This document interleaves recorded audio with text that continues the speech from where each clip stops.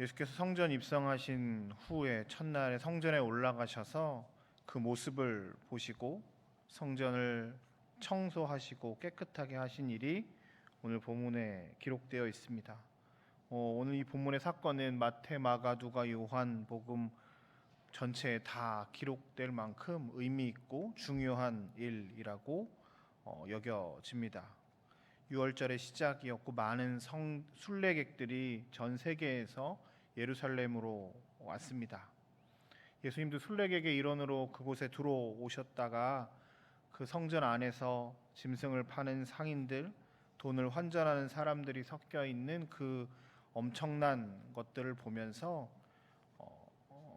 노건으로 채찍을 가지고 성전에서 그들을 내쫓으시고 상을 엎으시며 아버지의 집이 기도하는 집인데 강도의 소굴을 만들었다라고 말씀하시면서 엄청나게 화를 내시고 그 모든 것들을 뒤집어 엎으셨습니다.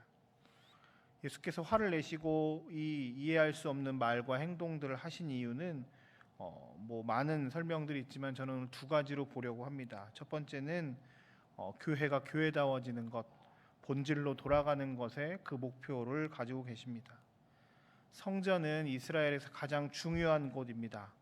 정치, 경제, 종교적으로 굉장히 중요한 곳일 뿐만 아니라 특별히 가장 이스라엘에게 중요한 것 중에 하나는 하나님을 만나는 장소였습니다.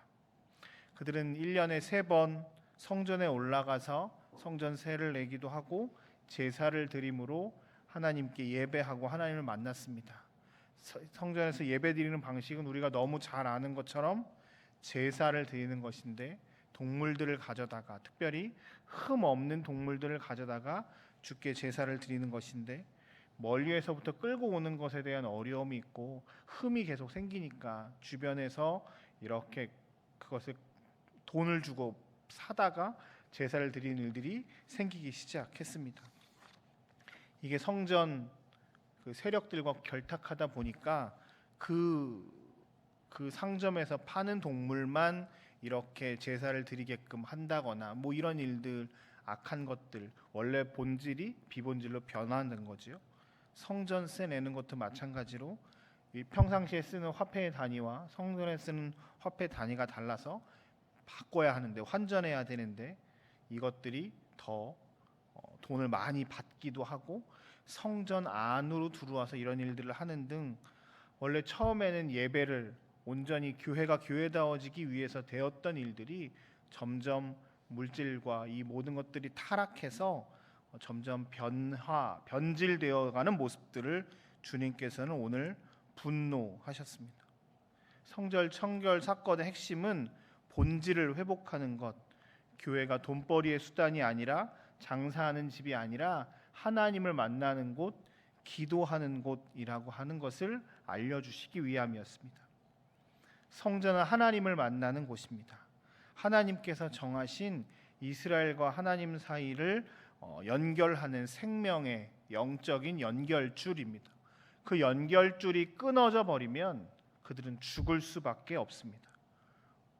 잉태한 아이들이 엄마 뱃속에서 탯줄과 연결되어 있듯이 성전은 아마 이스라엘 사람들과 하나님을 연결하는 가장 중요한 그 연결줄입니다. 이 연결줄이 타락하면 아이가 자랄 수가 없는 것과 마찬가지입니다. 우리의 삶에서도 마찬가지입니다. 예수께서 우리를 위해서 이 땅 가운데 오셔서 우리가 성전에 올라가야만 하나님을 만나는 것은 아니지만 하나님과 우리 사이를 연결하는 그 연결줄이 끊어져 버리면 우리는 온전히 하나님을 만날 수 없습니다. 교회가 교회다워지는 것, 성도가 성도다워지는 것, 하나님 형상대로 되어가는 것은 굉장히 중요합니다. 고난주간에 우리가 이 아침에 나와서 예배하며 주님께 기도합니다. 고난주간은 그저 단순히 고통을 느끼는 자학의 시간이 되어서는 안 됩니다. 내 삶에서 하나님께로 향하고 있는 것들 가운데 잘못된 것이 있는 것이 없는가? 내가 하나님께로 향하는 이 생명줄이 끊어져 있는 것은 아닌가? 성도로서 비본질적인 모습들을 보이는 것은 아닌가? 생각해보고 찾고 회개하고 돌이키는 시간들이 되어야 할 것입니다. 오늘 예수께서 우리의 삶에서 하나님께로 가까이 나아가지 못하는 부분들이 있는 것을 말씀하시며 돌아오라고 요청하십니다. 이 아침에 함께 같이 기도할 때 내가 성도로서, 내가 하나님의 자녀로서 하나님과 멀어져 있는 부분들이 있다면 결단해서 돌이키는 은혜가 있기를 주의 이름으로 축복합니다. 주님, 오늘 이것을 위해서 우리에게 오셨습니다. 두 번째로 말씀을 통해서 깨달을 수 있는 것은 그 방향성이 내 뜻이 아니라 하나님의 뜻이어야 한다고 말씀하십니다. 47절을 보시면 굉장히 특이한 일들이 있습니다. 성전을 뒤엎어버리는 사건을 예수께서 하시고 난 후에 예수님의 모습과 그 대제사장들, 교회 종교 지도자들의 모습이 180도 다릅니다. 예수님은 성전을 다 뒤집어 엎으신 후에 뭐 하셨죠? 아주 태연하게 성전에서 하나님의 말씀을 백성들에게 가르치셨습니다. 그런데 대제사장들, 서기관들, 교회 지도자들은 뭘 했죠? 저 사람을 어떻게 하면 죽일 수 있을까에 대해서 생각을 했습니다. 어쩌면 둘 다 위기의 순간입니다. 예수께서는 이제 당신도 당신의 죽음의 날이 언제일 거라고 예측을 하시고 이제 예루살렘에 돌아가면 죽을 것이라고 생각을 하셨을 겁니다. 그리고 당신도 아셨겠죠. 내가 성전을 이렇게 뒤집어 엎었으면 쟤들이 가만히 있지 않을 것이다라고 하는 위기감들이 있지 않았겠습니까?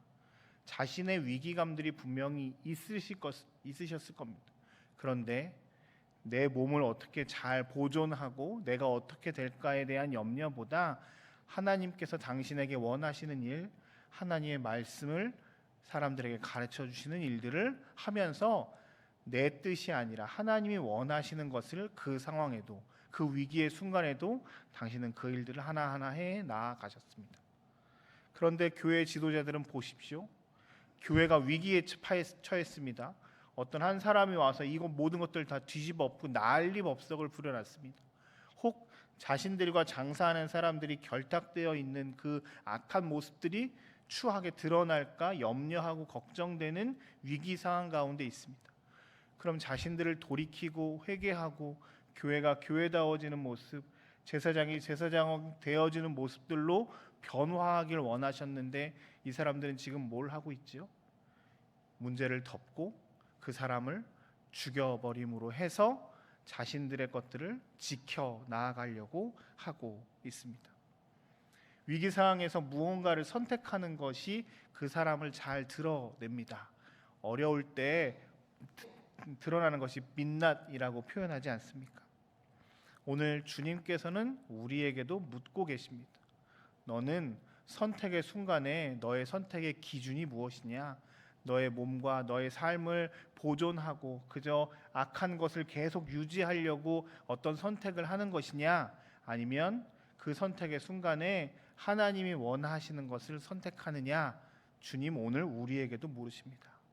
주님께서는 성전을 뒤집어 엎으시면서 본질로 나아가길 원하셨고 그 어려운 상황 가운데서도 말씀을 가르치시면서 하나님이 기뻐하시는 것을 선택하며 나아가셨습니다.